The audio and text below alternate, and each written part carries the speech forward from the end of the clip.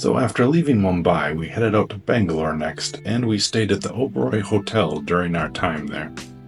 This is a more business-oriented hotel, so I would say this is a bit more understated than other hotels we experienced during our time in India, as you can tell from the main lobby here.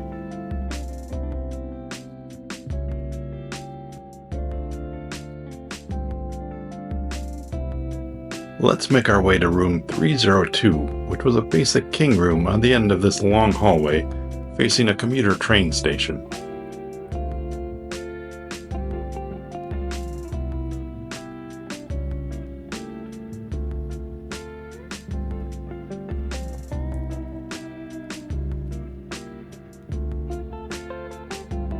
As we walk into the room, we have the bathroom immediately off to your left, with a full-size sink, shower stall, and a toilet with separate standing tub on the other side.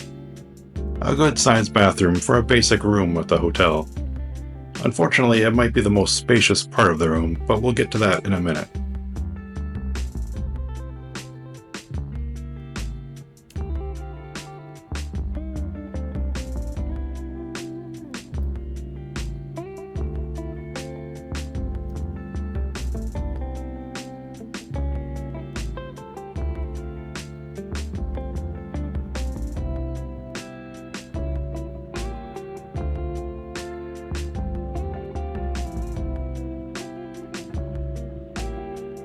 For storage, there was really just this one closet in the center of the room, which provided a bit of storage, but not a whole lot, especially if you're bringing in a lot of luggage with you, as we were.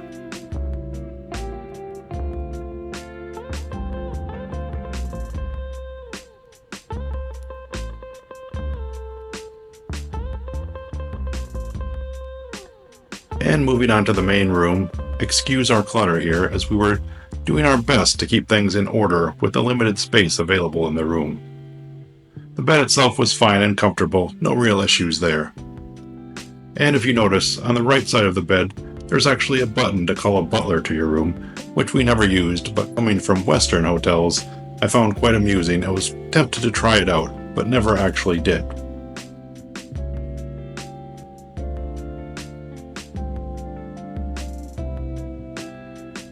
Opposite the bed, we had a curio-style case, with some silverware, a coffee machine, and fridge on the other side, along with a relatively small TV above it.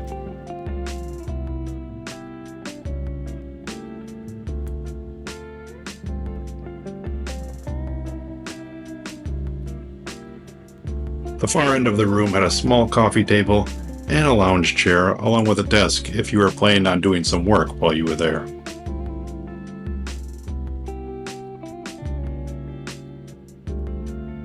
Lastly, we come to what might be the highlight of the room, and what you would probably see the hotel highlight in any of their advertising, and that's the good-sized balcony, along with a view out over the greenery of the hotel. The balcony itself is easily large enough to sit out on with coffee or even a full meal, and have plenty of room.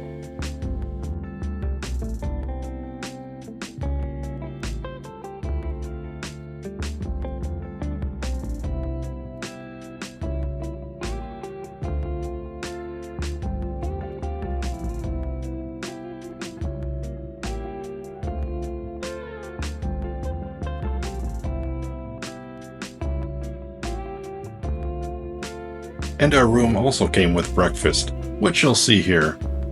There was a buffet on offer along with the ability to order a number of items a la carte from the menu, including typical egg and griddle items. I will say that this buffet seemed more tilted towards the Indian palate, with more traditional dishes being favored over Western items. It was still good, but maybe not quite up to par with the Taj in Mumbai that we had just come from earlier.